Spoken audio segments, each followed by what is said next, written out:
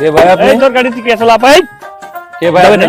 আপনি আমার গাড়ির সামনে কে? এই গাড়ির সামনে মানে আমি কে জানিস?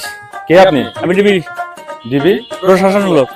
এই তোর গাড়ি চেক করবো। এই সিটুটো একটা মারবো সিটুটো।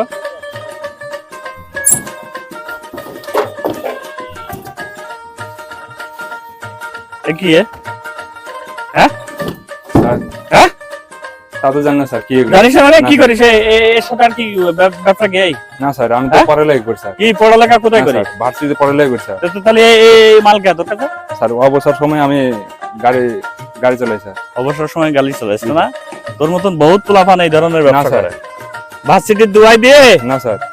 হাড্ডি গুড্ডি ভাঙিয়ে দেবো থানায় চল ওঠ। না স্যার। স্যার ওঠ। স্যার স্যার স্যার আমি হ্যাঁ? এরকম কিছু করি না স্যার। হ্যাঁ স্যার স্যার হ্যাঁ স্যার স্যার স্যার ক্ষমা করে না স্যার।